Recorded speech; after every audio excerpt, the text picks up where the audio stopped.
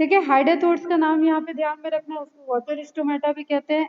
Then guttation की phenomena रात के समय या अर्ली मॉर्निंग टाइम में होगा, उसका भी रीजन हमें क्लियर होना चाहिए। Parenchymatous and loose tissue lies beneath the hydrathodes, which is known as epithelium tissue. ये भी MCQ है, previous year आया हुआ है।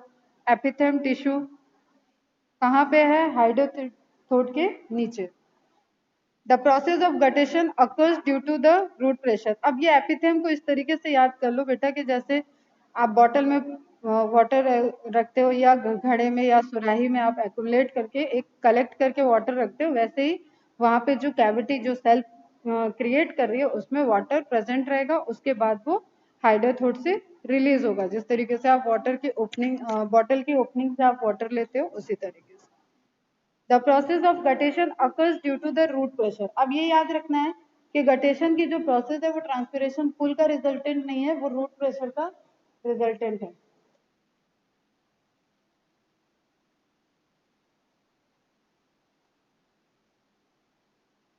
नेक्स्ट है bleeding and exudation. Bleeding as the name indicate, आपको कहीं उंगली में कट लग जाता है तो जिस तरीके से ब्लड बाहर आता है, वैसे ही प्लांट को अगर कोई कट लगा तो वहां पे वाटर और सॉल्ट कंसेंट्रेशन जो उसके अंदर प्रेजेंट है वो बाहर आएगा, जो फ्लो हो रहा था वो बाहर आ जाएगा, दैट इज ब्लीडिंग।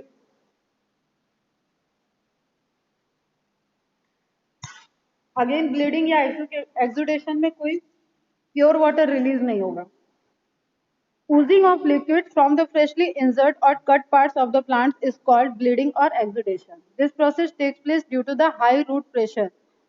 हमेशा बैकग्राउंड में बेटा आपको वाटर का फ्लो, प्रेशर, ये सब कॉन्सेप्ट ध्यान में रखना है। Sugar is obtained from the sugar maple by this process.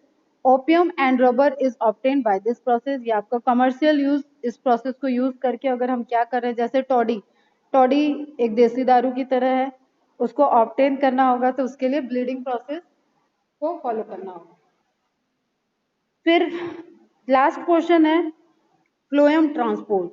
Phloem transport के लिए अब हमें सिंक एंड सोर्स वाला फिनोमेना याद रखना है, एंड ये बोथ पोजीशन पे एक्टिवली होगा। ठीक है, अगेन यहाँ पे जो ऑस्मोटिक कैपेसिटी है उसका ऑस्मोटिकली एक्टिव इनएक्टिव होना है, that plays important role. Food organic material conduction in plants occur by phloem. Generally green photosynthetic plant part act as a source like leaves. ठीक है, जहां पे जैसे किचन में खाना बन रहा है और तुम अपना कहीं पे भी रूम में खाओ या डाइनिंग टेबल पे खा रहे हो, वहां तक ट्रांसपोर्ट हुआ।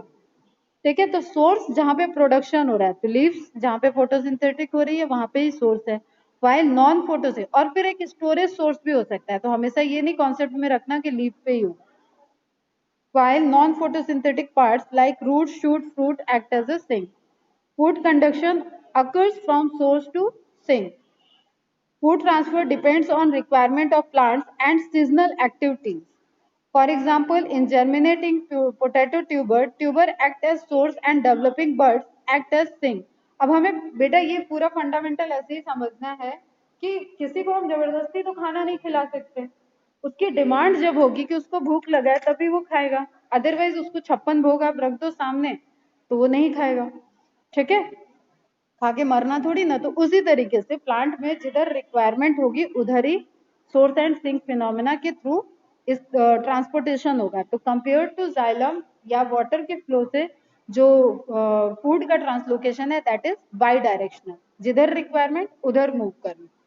ठीक है, ऑर्डर जिधर से आया उधर चला जाएगा डिलीवरी करने। Food transfer depends on requirement of plants and seasonal activities. For example in germinating potato tuber act as source and developing bud act as sink. अब हम सबने देखा है, घरों में भी देख रखे हो, आलू आलू अगर कुछ दिन रखा रहे तो उसपे बर्ड्स निकल आती हैं। तो बर्ड्स कैसी हैं? जर्मिनेटिंग, वेजिटेटिव प्रोपगेशन भी पढ़ रखा है। अगर हम उसको फिर से इनकॉर्पोरेट करें तो वहां से पूरा पोटैटो का प्लांट ग्रो हो सकता है, क्रॉप डेवलप हो सकती है। Similarly, in early spring roots act as source and developing buds act as sink. तो जिधर रिक्वायरमेंट होगा, जो डेवलप हो रहा है उसको रिक्वायरमेंट है तो वो सिंक की तरह रोल प्ले करेगा। Food conduction may occur in any required directional, that is bidirectional, unlike the water conduction which is a unidirectional process. Next, translocation of food occurs in the form of sucrose because it is osmotically active. अब ये question है बेटा, आपको ध्यान में रखना है. Transport location के टाइम ग्लूकोज कन्वर्ट हो जाएगा सुक्रोज में और वो ट्रांसपोर्ट होगा. And a non-reducing sugar so remain chemically inert in its pathway of conduction. अब ये non-reducing phenomena क्या है? ये बायोमोलिक्यूल्स का पोर्शन है, तो आपको एक बार वहां से रिकॉल रखो माइंड में. Phloem sap is mainly water and source sucrose, but other sugars, hormone, amino acid and inorganic solutes are also transported or translocated through phloem. अब हमने बता रखा है बेटा आपको कि जो भी इन कंपोनेंट का ट्रांसपोर्टेशन है that depends on their concentration gradient and the channel present in the cell wall and plasma membrane, उसके थ्रू वो ट्रांसपोर्ट हो सकता है. तो ठीक है, तो ये मिक्स भी हो सकता है. साइलम के भी केस में हमें याद रखना है और फ्लोएम के, और ये सब एडवांस थ्योरी में दिया हुआ है. पहले ये माना जाता था कि जाइलम सिर्फ वाटर को कंडक्ट कर रहा है एंड फ्लोएम सिर्फ फूड को कंडक्ट कर रहा है. इसलिए ये बहुत एक कहें तो इंटरेस्टिंग क्वेश्चन है और एग्जामिनर इस पे फोकस करता है. तो आपको इसमें क्या क्या मिक्स होगा ये क्वेश्चन पूछा जा सकता है. इनफैक्ट नियर बाय जाइलम से भी वाटर ट्रांसपोर्ट होके फ्लोएम में आ सकता है. नाउ प्रेशर फ्लो और मास फ्लो हाइपोथेसिस किसने दिया था? मुंच ने दिया था. पहला क्वेश्चन तो यही यहाँ से आता है. ठीक है, proposed by Munch. The accepted mechanism used for the translocation of sugar from the source to sink is called the pressure flow hypothesis, given by या proposed by E. Munch. As glucose is prepared at the source, that is the process of photosynthesis, it is converted to the sucrose, that is a type of disaccharide. Glucose is monosaccharide, and when it is stored in the form of starch, that will be polysaccharide. जैसे हम बोल रहे हैं ना बेटा, इसी तरीके से कथा तुम लोगों के दिमाग में जब तक बैठेगी नहीं तब तक ये सब चीजें घूमते रहोगी. The sugar is then moved in the form of sucrose. अब हमें ध्यान में रखना है जो सुगर है वो मूव हो रही है सुक्रोज के फॉर्म में into the companion cell जो फ्लोएम को सपोर्ट देगी and then sieve cell को सपोर्ट देगी and then into the living phloem sieve tubes cell by active transport. अब जब यहाँ कंसंट्रेशन है बेटा, जब सुगर मूव कर रही है तो वो ऑब्वियसली उस जगह मूव कर रही है जहां पे नहीं है. ठीक है, और उसको अगर वहां पे देखो स्टोर फॉर्म की बात करो तो कार्बोहाइड्रेट स्टोर है. ठीक है, स्टार्च के फॉर्म में स्टोर है, तो वहाँ कंसंट्रेशन ग्रेडियंट जो होगा ना, जो फ्लो होगा that will be from the lower to higher concentration, इसलिए वहां पे एनर्जी यूज होगी. That's why it is a active transport. This process of loading the source produces a hypertonic condition. Hypertonic condition in the phloem, मतलब salt concentration कहाँ high रहेगा? Phloem में. Water in the adjacent xylem moves into phloem by osmosis. देखो भैया आया वो चीज point कि xylem से water भी move कर सकता है. As turgor pressure build up, the phloem sap will move to areas of lower pressure. अब जिधर turgidity high होगी उससे lower side में movement होगा. Again active transport. अब पूरे फ्लो के टाइम वो पैसिवली मूव कर रहा है just because of concentration gradient, लेकिन जब वो अपने टारगेट पे पहुंच जाएगा, जैसे तुमने कैसे बताएं इसको, घर से टिफिन लिया और टिफिन लेके आगे तुम स्कूल तक, तो टिफिन तुम्हारे बैग में मूव कर रहा है, तुम टिफिन पे अलग से कोई प्रेशर नहीं लगा रहे हो या कोई एक्टिविटी नहीं कर रहे हो, तुम पूरा बैग कैरी कर रहे हो. उसी तरीके से ठीक है, वो पूरा ट्रांसपोर्टेशन में वो फूड जा रहा है. लेकिन जब तुम्हें खाना खाना होगा, तब तुम लंच टाइम होगा तो तुम टिफिन निकालोगे, ओपन करोगे, तभी खा पाओगे उसको बेटा. तो तुम्हें कुछ एक्टिविटी करनी पड़ेगी. सेम वे में जब फूड फॉर्म हुआ और उसको ट्रांसलोकेट करना पड़ा, टिफिन को पैक करने में एनर्जी लगी, मम्मी को कुकिंग करने में एनर्जी लगी, तुम्हें उठा के लाने में थोड़ी सी एनर्जी लग गई होगी. ठीक है, फिर यहाँ पे ओपन करने में थोड़ा एनर्जी लगेगा, उसके बाद आप टिफिन लेते हो. उसी तरीके से प्लांट्स कर रहे हैं. तो जब अपने टारगेट साइट पे पहुंच जाएगा सुक्रोज, तो वहां पे उसको कलेक्ट करने के लिए अगेन एक्टिव ट्रांसपोर्ट होगा.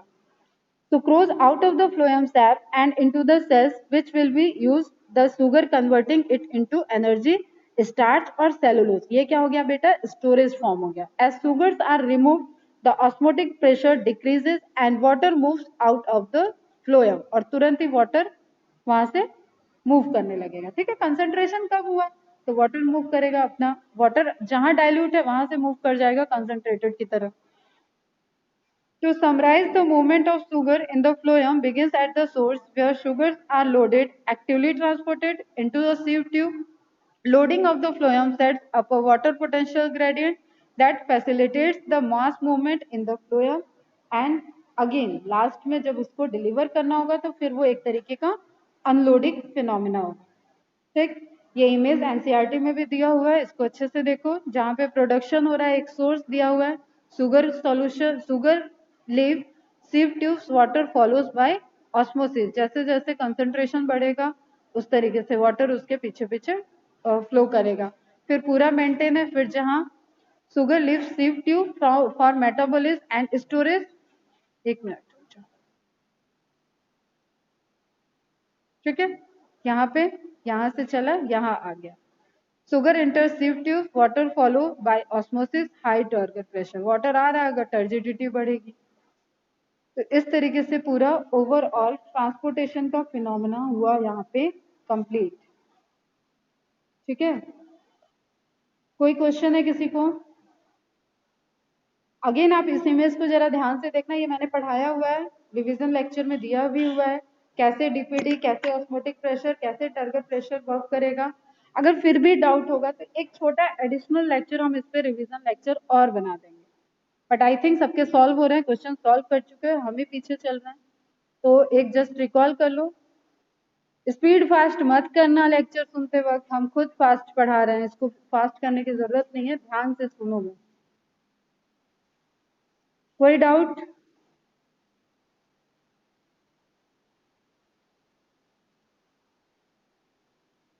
अब कुछ एक्स्ट्रा पॉइंट में ये भी ऑलरेडी नोट होंगे नोट्स में, टेस्ट में भी पूछा गया है. कोबाल्ट क्लोराइड टेस्ट एक पेपर टेस्ट होता है जहाँ पे कलर का कन्वर्जन होता है, ब्लू टू पिंक में कन्वर्ट हो जाता है just by reacting with the water, water से रिएक्शन करके, उसको बोलते हैं कोबाल्ट क्लोराइड टेस्ट.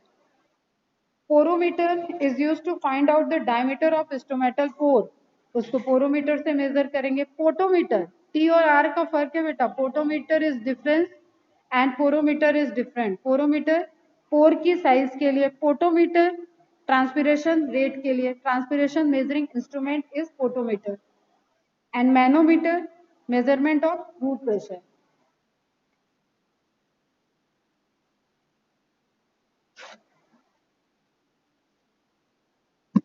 चलो 10 मिनट पहले ही ओवर हो चुका है, तो फटाफट जाओ, कुछ खाओ पियो, पानी वानी पियो और नेक्स्ट लेक्चर को ज्वाइन करो. स्टिल किसी को कोई डाउट हो तो पूछ लेना. और जितने क्वेश्चन शेयर किए बेटा वो सारे आज सॉल्व हो जाने चाहिए. एक दिन डिले हो तुम लोग, और वो एक दिन हमें मिनरल्स एंड न्यूट्रिशन से लेना है, क्योंकि मिनरल्स एंड न्यूट्रिशन को करने के लिए सिर्फ एक दिन का टारगेट रखो. उसके क्वेश्चंस और टेस्ट पहले भी दे रखे हो, क्वेश्चन भी सॉल्व कर रखे हो, जस्ट एक बार उससे गो थ्रू हो लो. उसमें रिवीजन लेक्चर चाहिए तो हमको मैसेज कर देना, मैं रिवाइज करा दूंगी, अदरवाइज मैं फोटोसिंथेसिस पे आऊंगी.